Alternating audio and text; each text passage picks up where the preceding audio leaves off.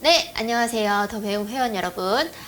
이번 강좌는요, 2015년 2회죠. 2회 고졸 검정고시 국어 해설 강좌를 시작해 보도록 하겠습니다. 자, 여러분, 지금 검정고시는 연 2회 지금 시험을 치르게 되고 있는데요.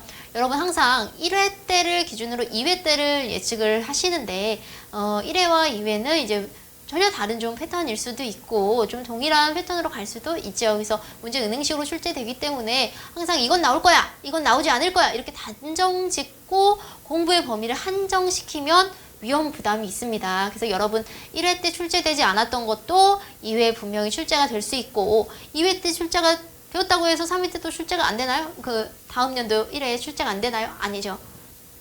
그래서 항상 여러분들 그걸 염두하시고 폭넓게 나올 만한 제재들을 다 빠짐없이 공부하시는 게 합격의 지름길이라고 생각됩니다. 자, 그러면요 1번부터 풀어보도록 할게요. 자, 가에 들어갈 공감하며 말하기로 가장 적절한 것은, 자, 요즘 약간 트렌드를 반영해서요 이렇게 휴대폰, 스마트폰을 이렇게 넣어놓고요 이 지금 친구가 깨깨오톡이죠. 깨깨오톡으로 중요한 면접이 있었는데 실수를 했다. 긴장해서 실수하고 말았어. 이렇게 얘기했을 때 이걸 듣는 사람은 어떻게 얘기를 해줘야 될까라는 문제입니다. 실생활적이면서도 참신하고 좀 재밌는 문제죠. 여기 이 문제를 풀 수 있는 것은 공감적 말하기가 과연 무엇인가 라는 거죠. 자, 그러면 여러분 일상생활에서 비추어서 생각을 해보시면 돼요. 공감적 말하기 또 공감적 듣기는 굉장히 좀 교육 과정에서도 되게 중요하게 생각하는 건데, 내가 이 사람의 얘기를 듣고 이 사람을 뭔가 비판하거나 내 의견을 중심으로 해서 이 사람을 뭔가 이제 따르게 한다거나 그런 게 아니라 이 사람의 있는 그대로의 감정을 받아주고 그 감정에 대한 리액션이라고 할 수도 있겠죠. 그래서 그거를 재진술해주고 그 다음에 내 말로 바꿔서 얘기해주고 그런 지금 선택지를 고르시면 되는데, 아이고 네가 얼마나 그 중요한 면접을 얼마나 열심히 준비했는데 그거 실수해서 너무 속상해했구나 이런 유로 좀 가면 되죠. 그래서 공감적 말하기 기본은 공감적인 듣기가 이루어져야 된다.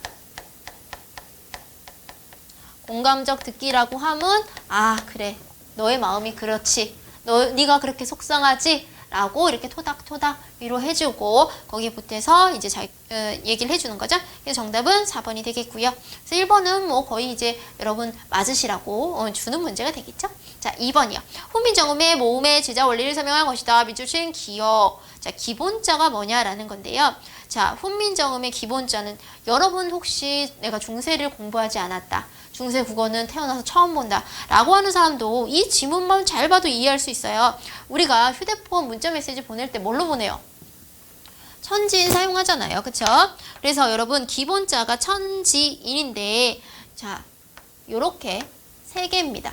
이 지금 점 아래 아라고 합니다. 이게 원래 발음은 어떻게 되냐면 아와 오의 중간 발음. 선생님은요 이 발음을 이 중간 발음을 정확히 하는 사람을 딱 한 명 봤어요, 여태까지. 지금은 돌아가신 선생님의 외할머니가 이 딸도 아니고 똘도 아닌 중간 발음, 딸 이렇게 발음하세요, 선생님을. 그래서 저게 뭐지? 라고 했었는데 나중에 알게 됐죠. 이게 아와 오의 중간 발음이구나. 자, 그래서 이 기본자는요 기본자를 만들 때 상형을 한 거예요. 뭘 상형했냐면 우리가 모든 것들의 근본이 되는 하늘과 땅과 사람을요. 그럼 얘는 하늘을 지금 본땄다고 하는데 과연 이게 어떻게 하늘입니까? 옛날 사람들이요 하늘을 이렇게 종이를 말아서 이렇게 위로 봤대요. 그랬더니 어떻게 보여요? 아주 조그맣게 보이겠죠. 그래서 이렇게 조그맣게 보인 하늘, 그 다음에 땅은요 지평선 너머를 쫙 봤더니 이렇게 일자로 보이더라. 그래서 땅. 그 다음에 이건 뭘까요? 사람이 꼿꼿하게 서 있는 인. 그래서 천지인이 기본자에 해당하겠죠. 그래서 정답은 1번이고요. 자, 그 다음에 3번이요. 다음에서 설명하는 의문 변동이 일어나지 않는 것은, 자, 지금 설명 보니까 합성어의 파생어에서 단어의 접두사의 끝이 자음으로 끝나고 첫 음절이 이, 야여유유가 됐을 때 니은이 뭐하다? 첨가한다. 그럼 이 조건에서 빠지는 게 뭐 있을까요? 앞은 자음으로 끝나요. 뒤가 모음으로 시작해요. 눈 플러스 여기 손 플러스 이불, 한 플러스 여름에서 다 니은이 첨가되는데 얘는 신, 바람은 어떻게 됩니까? 조건이 다르죠. 모음, 이, 야요, 요가 아니라 자음, 바람이 들어갔잖아요. 근데 얘가 합쳐져서 어떻게 소리 나요? 신바람. 옛날에 신바람 그 박사님도 계셨는데, 그쵸? 신바람에서 이 뒤에 있는 자음이 오히려 된 소리로 소리가 나는 거죠. 그래서 뭔가 소리가 들어간 것 같아요. 그쵸? 자, 이런 것들을 뭐라고 하냐면 사이소리 현상이라고 합니다. 그래서 이 사이소리 현상 중에서 이 사이소리 현상은요, 특이한 게 뭐가 있냐면 합성어에서만 소리가 나요. 합성어에서만. 그런데 분명히 29항은 합성어 및 파생어에서 소리가 나는 것이고 니은이 첨가된다고 했는데 여긴 니은이 첨가된 게 아니죠. 그렇기 때문에 3번은 3번이 되겠고요. 4번이요. 너는 어제 왜 안 왔어? 자, 선생님이 강의를 한다고 오라고 했어요, 여러분한테. 자, 오프 강의를 들으러 오세요. 근데 안 왔어. 안은 뭡니까? 우리가 단순 부정을 나타낼 때도 안을 쓰기도 하고요. 의지 부정이요. 내가 그 선생님 보기 싫어서 안 갔어. 이렇게 얘기할 수 있죠. 자, 그래서 안은요, 의지 부정으로 사용을 많이 하죠. 그 다음에 왜 몸이 아파서 못 간 거야? 자, 못은 뭘 부정하는 거다? 능력을 부정합니다. 내가 가고 싶었지만 내가 갈 수가 없는 그런 환경에 처했기 때문에 내가 못 갔어 라는 거죠. 그래서 얘는 능력 부정에 사용해요.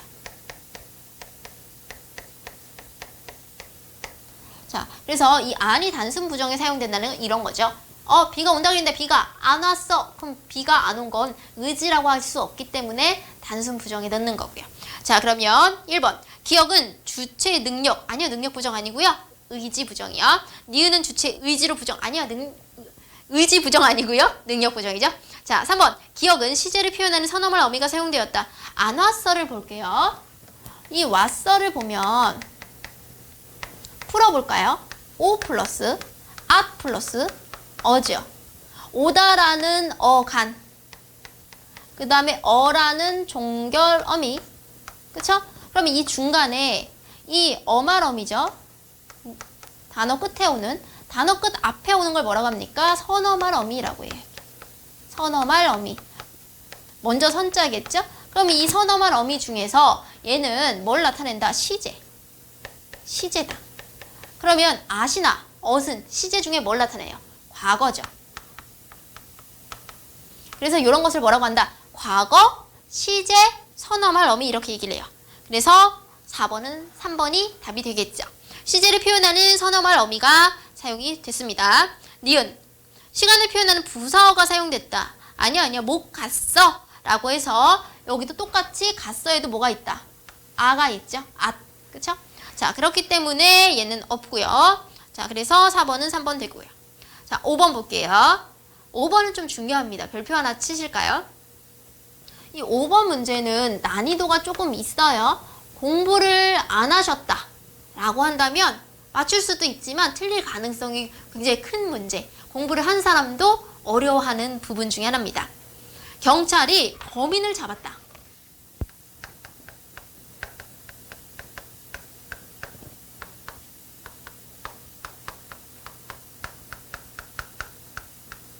자, 경찰은 범인을 잡은 거지만 범인의 입장에서 뭡니까? 경찰한테 잡힌 거죠. 자, 그래서 스스로 지금 이 경찰과 범인을 문장 순서를 바꿔서 범인이 경찰에게 잡힘을 당한 거죠. 잡혔다. 이렇게 표현할 수 있거든요. 자, 그래서 얘는 경찰이 자기의 힘으로 행위를 하는 거니까 능동문.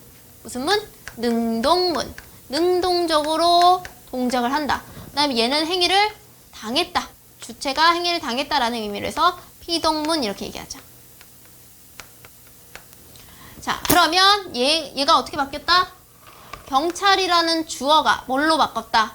부사어로. 범인을이라는 목적어가 여기서 뭐가 됐어요? 주어로 바뀌면서 이 동사 잡았다가 히, 얻다. 이렇게 피동의 의미를 더하는 피동 전미사가 하나 더 더해졌다라는 거죠. 자, 그래서 기억과 니은은 주어가 다르다. 당연히 맞죠? 기억은 경찰이가 주어고 니은은 범인이가 주어니까. 자, 니은은 기억을 능동문으로 바꾼 게 아니라 뭘로 바꿨다? 피동문. 자, 3번. 니은에는 기억에는 없는 문장 성분이 있다. 뭐가 있어요? 부사어가 있죠. 자, 니은은 기억과 달리 전미사 뭐가 쓰였다? 히가 쓰여 있다. 그래서 정답이 2번 되겠고요. 자, 6번 보도록 할게요. 만흥입니다. 만흥 같은 경우는 선생님이 따로 하지는 강조해 쉽지는 않았는데 윤선도 작품이 대부분 좀 비슷한 느낌을 가지고 있죠. 자, 이 만흥도 흥이 일어난다는 뜻으로 잘 보면 자연 친화적인 그 윤선도의 시조의 느낌을 그대로 가지고 있죠. 산수간 바위 아래 띠집을 짓노라 하니 그 모른 남들은 웃는다 하다마는 내가 어리석고 하얌 어리석고 시골에 사는 사람의 뜻에는 내 분수인가 한다. 보리밥 풋나물을 알맞춰 먹은 후에는 바위끝 물가에 실컷 논이노라. 그 남은 여남은 그 남은 그 밖의 일은 내가 부러워할 줄이 있겠냐? 난 부러워하지 않겠다. 그러면 이 사람은요 자연 친화적이면서 자연에서 소박하게 뭐 풋나물 먹고 보리밥 먹고 이런 삶을 좋아하는 사람이죠. 자, 그럼 봅시다.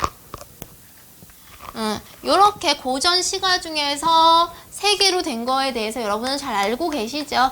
우리가 시조라고 얘기를 하는데 시조가 초장, 중장, 종장의 3단 구성을 가지고 있는 그런 갈래죠. 근데 그게 하나만 있는 게 아니라 같은 제목에 2개, 3개, 4개, 5개 계속 있을 수 있죠.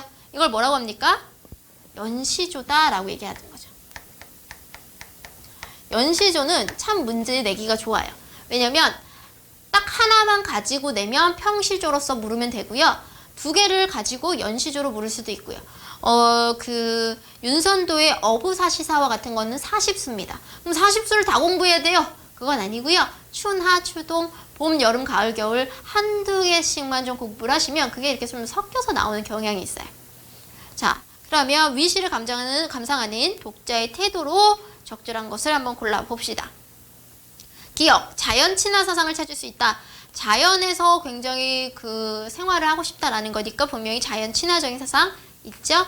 니은, 인과의 이별로 인한 슬픔. 아니 뭐 자연을 지금 띠집 짓고 놀고 뭐 이러는데 무슨 자연을 친화하는데 임에 의한 어떤 슬픔인가? 니은은 지워요. 3번, 사문보의 규칙적인 운율로 낭독할 수 있다. 산수간, 바위 아래, 띠집을 짓노라 하니 이 시조는요 보통 몇 음보? 4음보. 그럼 선생님 고전 시가 중에서 3음보를 하는 게 없나요? 보통 뭐가 많이 하냐면 고려시대 백성들이 불렀던 고려가요가 3음보에 해당하죠. 자, 그 다음에 리을, 초장, 중장, 종장으로 구성되는 3단 구성 맞죠? 그래서 정답은 2번이 되겠고요. 7번, 위시의 밑줄 친 기억에서 리을로 적절하지 않은 것은 띠집, 띠로 이은 집 맞고요. 어리다, 이거 굉장히 주의해야 되죠. 어리고 하다, 어리석은 백성에게 니르고자 할 바가 있어도 훈민정음 어제에 나오죠. 이 어리다라는 건 옛날에 무슨 뜻이에요? 어리석다. 지금은 무슨 뜻으로 바뀌었어요? 나이가 적다. 영의 의미로 바뀌었죠. 그러면 의미 변화가 어떻게 됐어요? 의미 이동이 됐죠. 그렇죠? 그래서 의미가 이동된 단어 예로 굉장히 잘 나옵니다. 그래서 문학 작품 속에 묘하게 문법 같은 요소가 좀 들어가 있는 그런 문제였죠. 그 다음에 알맞춰, 알맞게 왠지 비슷하죠. 슬카직, 실컷 비슷합니까? 네, 그래서 얘는 맞습니다. 8번, 위시의 주제를 사자성어로 얘기하라. 그럼 자연 속에서 나는 내 분수에 맞게 즐기고 놀 거야 라는 거죠. 자, 그러면 내가 가난하지만 만족하는 삶, 이거 뭐라고 해요? 안분지족 이렇게 얘기하죠. 안분지족을 의미하는 거 뭐 있을까요? 3번밖에 없네요. 분수에 만족하는 삶을 살아야 해. 그렇죠? 그래서 지금 8번의 답은 3번이 되겠죠. 자, 그 다음에 이제 9번부터 11번은요. 정지용의 비입니다. 아니 1회 때도 정주홍이 나오더니 이렇게 정주홍만 현대시에 이렇게 요즘 좀 나올까요? 그렇다고 해서 정주홍만 공부해야지 라고 생각하시면 안 됩니다. 김서울도 나올 수 있고 한영훈도 나올 수 있고 또 그 외의 시인도 나올 수가 있으니까요. 자, 그러면 이 정주홍의 비라는 시인데요. 비가 내리는 그 모습을 여기서 보여주고 있죠. 자, 돌에 그늘이 차고 따로 몰리는 소소리 바람. 지금 이렇게 비 내리기 전에 이렇게 비 오려고 비바람이 이렇게 모이고 있죠. 그러더니 앞서거니 뒤서거니 하면서 꼬리 치날려 세우고 산새 걸음걸이 마냥 요런 게 산새 걸음걸이죠. 이렇게 비가 조금씩 오기 시작한 거죠. 그 다음에 어떻게 되죠? 이게 모여서 얘는 이렇게 바람이에요. 바람과 여울을 조금 해야 되는 얘는 물입니다. 물이 이렇게 모여서 여울을 막 형성하는 그런 모습. 그런데 이제 나중에는 멎은 듯 하다가 다시 이렇게 돋아나는 거죠. 빗방울이. 그럼 이런 모습 11번입니다. 위시의 시상전개를 가해서 라에 바르게 나열한 것은 위시를 보면서 느낄 수 있는 것은 바로 4번의 전개 방향이죠. 비가 내리기 직전, 그 다음에 비가 내리고, 그 다음에 이제 빗물이 잠깐 모였다가 다시 흘러가지고 멎은 듯 하다가 다시 내리는 그런 모습이죠. 그래서 11번의 답은 4번이 되겠고요. 여기에서 11번에서 중요한 포인트는 바로 이거죠. 이 시상 전개 방식은 여러분 시험에서도 중요하고 앞으로 만약에 뭐 수능을 보신다면 수능에서도 너무너무 중요하고 그 다음에 이제 그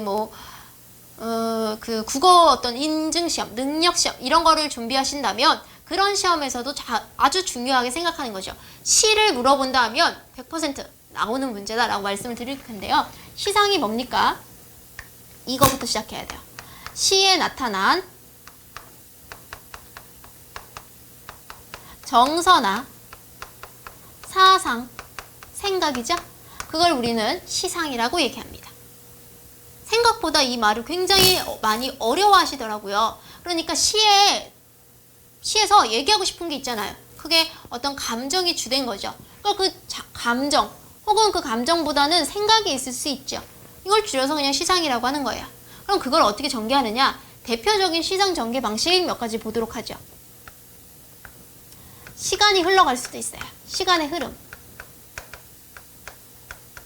그러니까 봄, 여름, 가을, 겨울 혹은 과거, 현재, 미래 이런 식으로 시간이 흘러감에 따라 내 정서가 어떻게 변하는지 또 내 생각이 어떻게 변하는지를 얘기할 수 있고요. 또 공간의 이동.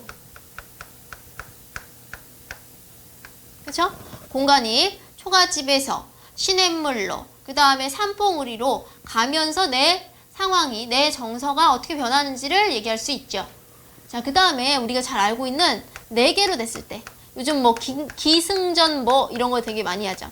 기, 생각이 일어났다가 승, 생각이 올라갔고 전, 생각이 바뀌면서 환, 이제 그 마무리되는 그 기승전결 요것도 시상전개 방식 중에 결국에는 하나라는 거죠.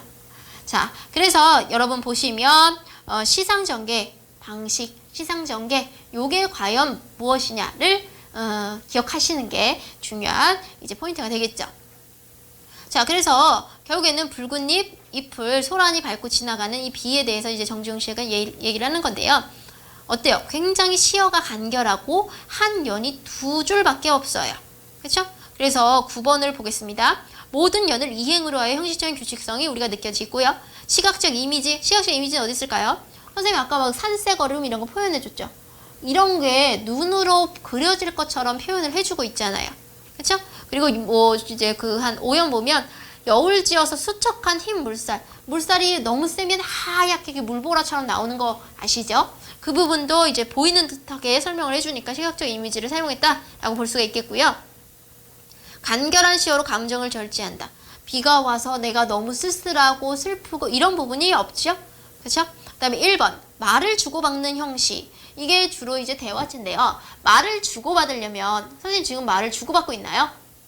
아니요. 주고받고 있는 척은 하고 있습니다. 여러분들이 선생님이 질문을 던지면 어느 정도 대답은 하겠거니 라고 생각은 하고 있는데 사실 그 말을 주고받으려면 화자가 있고요. 청자가 있어야 되죠. 그런데 얘는 화자와 청자가 주고받는 그 핑퐁식의 대화가 아니기 때문에 1번역 얘기하기 좀 어렵죠. 그래서 9번은 1번 말을 주고받는 형식이 아니다. 그 다음에 기역과 같은 동일한 표현법. 자, 수척한 흰 물살. 자, 수척하다는 건 뭡니까? 어머, 얘 너 요즘 검정고시 공부하더니 얼굴살이 많이 빠졌다. 어머, 너 수척해. 그쵸? 수척한 건 굉장히 야위고 살이 빠지고 좀 이렇게 힘들어 보이고 이런 것들이 수척한 거죠. 그런데 그런 수척의 대상은 누가 합니까? 인간이 하는 거죠. 인간이 아닌 물살을 수척하다라고 표현했으니까 이 표현법은 뭡니까? 의인어에 해당하는 거죠. 그렇기 때문에 의인어법을 고르시면 되는데 의인어는 1번이 되겠죠. 풀은 눕고 드디어 울었다. 자, 풀이 울다라는 거, 우는 건 누구나 울 수 있어요. 사람만 울 수 있죠. 선생님 강아지가 그 이가 하나 이렇게 빠져서 이에 이렇게 웃는 것처럼 이렇게 입이 걸릴 때가 있는데 사실은 그 개는 웃는 게 아니에요. 여러분, 웃는다거나 운다거나 이런 거는 감정을 표현할 수 있는 누구만, 인간만 할 수 있는 거기 때문에 의인어라 보셔야 되죠. 자, 그래서 어렵지 않게 10번 해결하실 수 있을 거라고 생각을 하고요. 12번부터 15번 유충열전으로 들어가도록 하겠습니다. 자, 오히려 고전소설 같은 경우는 작품을 몰라도 좀 쉽게 지문을 통해서 접근을 하실 수 있을 거예요. 그런데 유충열전 같은 경우는 영웅 군담 소설의 대표적인 소설이기 때문에 선생님 교재에도 들어가 있고 여러분들 한 번쯤은 들어보셨을 겁니다. 그래서 영웅의 일대기 구조를 충실하게 따르고 있죠. 그래서 일반적인 영웅의 일대기 구조는 일단은 좀 출생이 이렇게 미천한 게 아니라 보통 집안에서 나는 게 아니에요. 비범한 출생. 그 다음에 나왔는데 능력이 애가 너무 뛰어나. 외모도 되게 뛰어나고. 그쵸? 그런데 뭘 당해요? 위기를 당해요. 그쵸? 근데 그 위기를 묘하게 구해주는 사람들을 많이 만나요. 운이 참 좋죠. 그래서 구출자, 양육자를 만나서 위기를 탈출하는데 이제 그 잘하고 나서 누구에게 스승이든 누구에게 그 능력, 뛰어난 능력을 다시 한번 갈고 닦을 기회를 갖게 되는 거죠. 그러고 나서 이제 다시 또 자라나서 위기가 끝나나 하면 또 위기가 닥치는데 이 사람 능력이 워낙 출중하고 그동안 갈고 닦은 게 있기 때문에 그 위기 또한 잘 극복해서 오히려 위기를 기회로 만들어서 이제 진정한 영웅에 도달하게 된다. 이게 영웅의 일대기의 구조입니다. 자, 그러면 이 유충열전도 이제 고전소설, 작자 미상의 고전소설인데 미끌에 대한 설명으로 가장 적절한 것은 4번부터 볼게요. 현재와 과거의 빈번한 교차. 현재가 나왔다가 과거가 나왔다가 이런 건데요. 옛날 고전소설은 이런 경우 많이 없죠. 자, 그래서 여기에서도 보면은 충렬이 모친을 잃고 물에 빠졌다가 그걸 구해주는 남경의 장사꾼을 만나고 그 다음에 이제 그 강승상을 만나서 이제 그 어머니를 알고 있는 또 소씨를 만나게 되는 시간의 순서대로예요. 그렇죠? 4번은 아닙니다. 3번 세례 의인화에서 대상을 비판한다. 자, 딱히 대상을 비판하는 부분은 없습니다. 그렇죠? 자, 지금 물새 소리만 들릴 뿐이다. 이렇게 나와 있고 2번 적서 차별의 시대상. 자, 적서는 적자와 서자를 이제 적서라고 얘기하는데 자, 아버지를 아버지라 부르지 못하고 왜? 나는 서자니까. 이제 형을 형이라고 못하는 호부 호영을 못했던 존재는 누굽니까? 홍길동이죠. 자, 그래서 유충렬은 아니고요. 1번 사건의 우연성이 나타난다.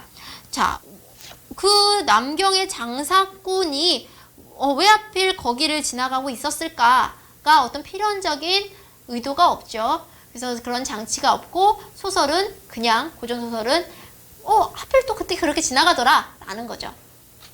여러분 이런 거 생각하시면 대표적으로 뭐냐면 심청전에서 심청이가 인당수에 빠졌다가 나중에 연꽃술 안에 그 이제 환생을 하게 되는데 그걸 하필 지나가던 사람이 보는데 그 사람이 누굽니까? 왕이라서 왕비가 되잖아요. 근데 그때 만약에 지나가던 거지가 그걸 보고 거지가 구해줬다 그러면 거지 부인이 됐겠죠. 근데 왜 하필 그때 왕이 지나갔는지에 대해서 필연적인 장치가 있나요? 없죠. 그냥 심청이가 운이 좋은 거죠. 얼굴이 예뻐서 이제 왕비가 될 운명을 지니고 있어서 이렇게 되기 때문에 사건 전개 방식이 굉장히 우연적입니다. 현대 소설에 비해서 의도적인 장치가 없다라고 보시면 되겠고요. 그래서 12번은 1번. 13번 A하고 B에 대한 설명으로 적절하지 않은 것은 자, 지금 A 부분 회수고 B부분 영릉땅 월계촌인데요. 이쪽에 와가지고 지금 누굴 만나게 되면 그 장씨 부인, 어머니랑 굉장히 친하게 지내던 이제 소씨를 만나게 되는 거죠. 자, 그래서 아이고 늦도록 자식이 없어서 나하고 맨날 한탄했는데 아이고 어떡해 간신의 모욕을 받아서 이렇게 죽었으니 어떡해 이렇게 되는 거죠. 그래서 B에서는 충렬은 헤어졌던 부모하고 재회하는 게 아니라 헤어진 부모와 친한 지인과 재배를 한다. 이렇게 보셔야 되죠. 13번은 4번이 되겠고요. 자, 기억하고 리을에서 지칭하는 바가 다른 거.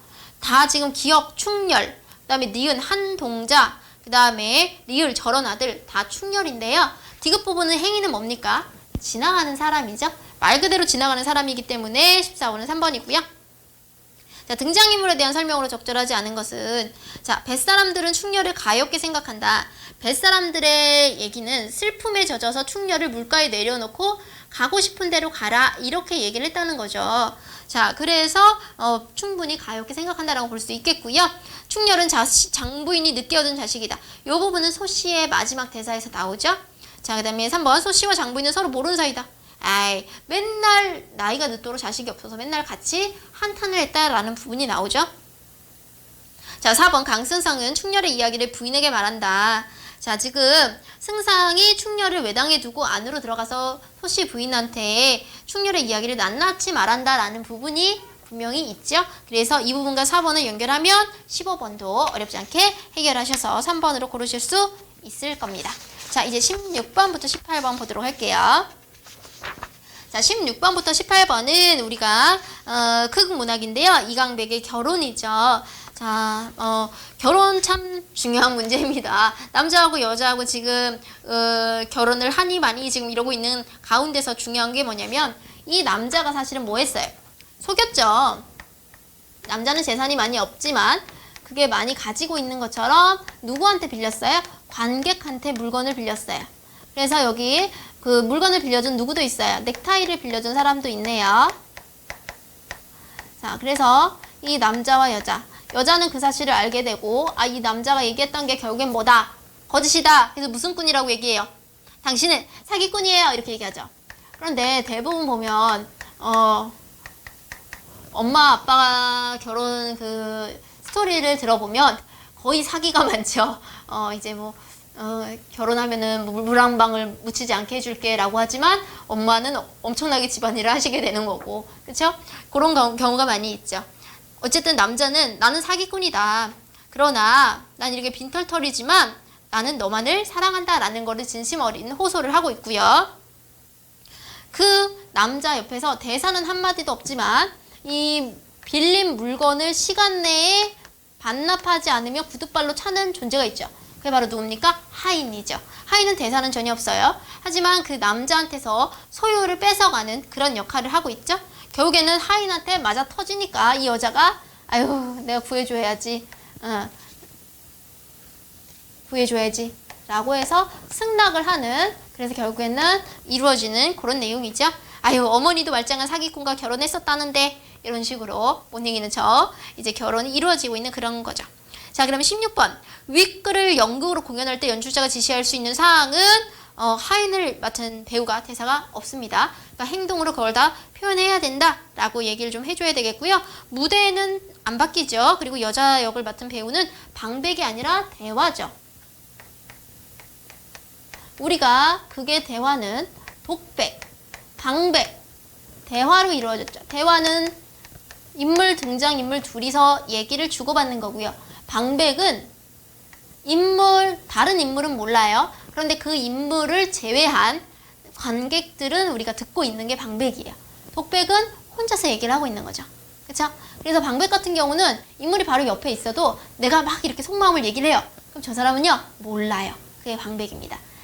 이러기로 그 연극을 보는 사람들이 약속을 한 거예요. 우리가 희곡은 연극의 대본이잖아요. 그죠? 그래서 그런 것들을 항상 좀 염두하시고 보셔야 되겠고요. 그다음에 1번 분장 담당은 여자의 1인 2역. 1인 2역은 아니죠? 그냥 한 명입니다. 자, 그다음에 17번 기억.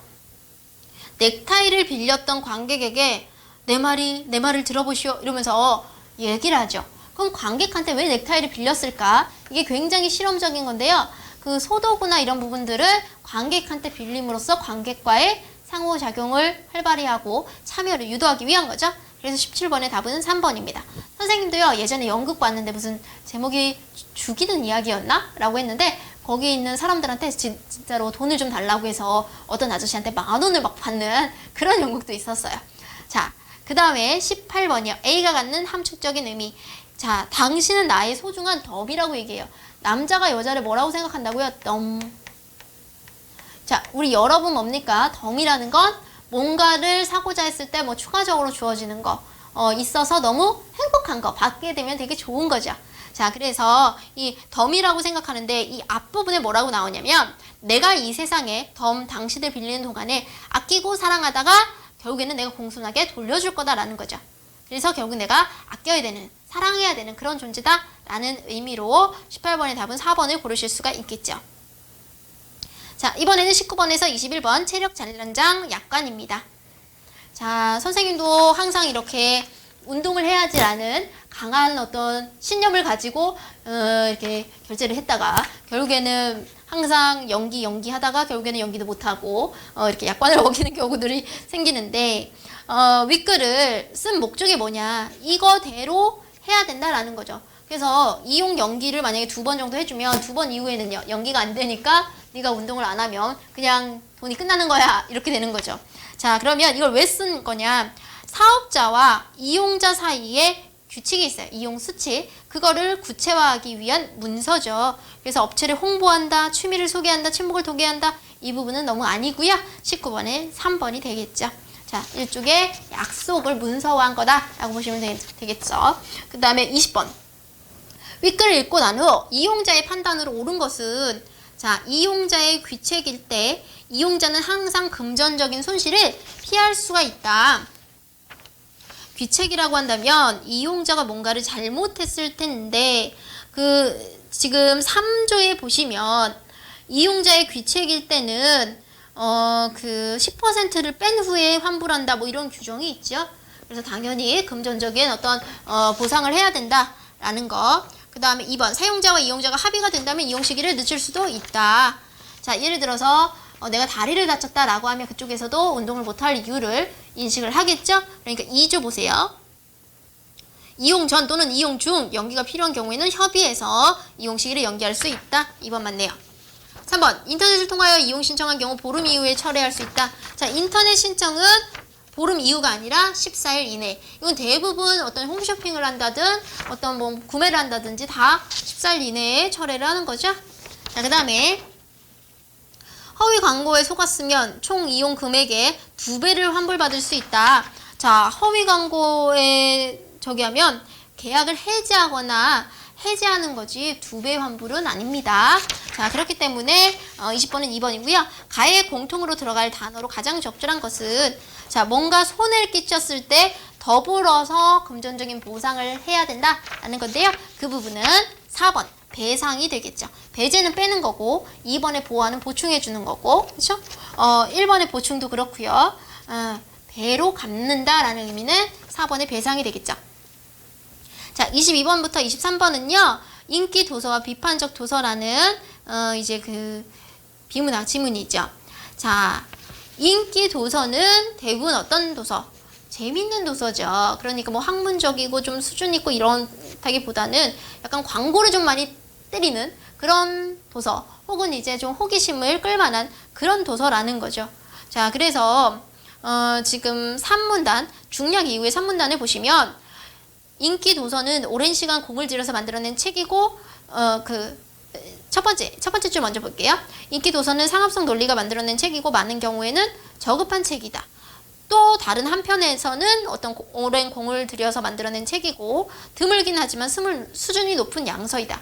양서라는 건 굉장히 질이 높은 책이라는 건데 그 책이 드물다고 얘기를 하고 있잖아요. 그렇기 때문에 22번에 1번은 틀린 답이 되는 거죠. 그래서 윗글의 내용과 거리가 멀다 라고 해서 1번을 고르실 수가 있습니다.